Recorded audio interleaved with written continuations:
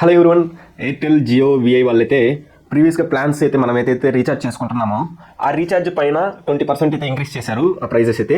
ఈ ప్రైజెస్ అనేది మనకి జూలై 3, 2024 నుంచి అయితే అమల్లోకి వస్తాయన్నమాట. అండ్ ఈ లోపు మనం రీఛార్జ్ చేసుకున్నట్లయితే ప్రీవియస్గా ఉన్న ప్రైజెస్ పైన రీఛార్జ్ అయితే చేసుకోవచ్చు. అండ్ మనము జియోలో ఒక ట్రిక్ కూడా ఉంది, అదైతే వీడియో వరకు అయితే చూడండి లాస్ట్ వరకు. అండ్ అలాగే ఇంకా ఇటువంటి ఆఫర్స్ అండ్ డీల్స్ అవి మనం లేటెస్ట్ వచ్చే డీల్స్ అన్ని మన టెలిగ్రామ్ ఛానల్లో పోస్ట్ చేస్తుంటాము.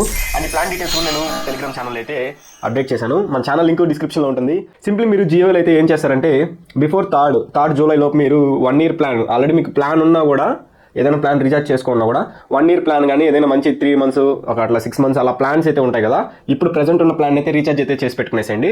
ఇది ఎందుకు బెనిఫిట్ అవుతుందంటే ప్లాన్ రేట్ ఆ ప్రైజెస్ ఉన్నాయి కదా అవి ఇంక్రీజ్ అయినా కూడా మనకి ఈ అమౌంట్ ఏదైతే ఉందో మనం రీఛార్జ్ చేసుకున్నాం కదా ఆ ప్లాన్ అనేది నెక్స్ట్ మన ప్లాన్ అయిపోయినాక కూడా యాక్టివేట్ చేసుకోవచ్చు అనమాట. సింప్లీ మీరు మై ప్లాన్స్లోకి వెళ్ళి అక్కడి నుంచి అయితే యాక్టివేట్ చేసుకోవచ్చు. అండ్ ఇప్పుడే మీరు మొబైల్ రీఛార్జ్ చేసుకొని మీ మనీని అయితే సేవ్ చేసుకోండి.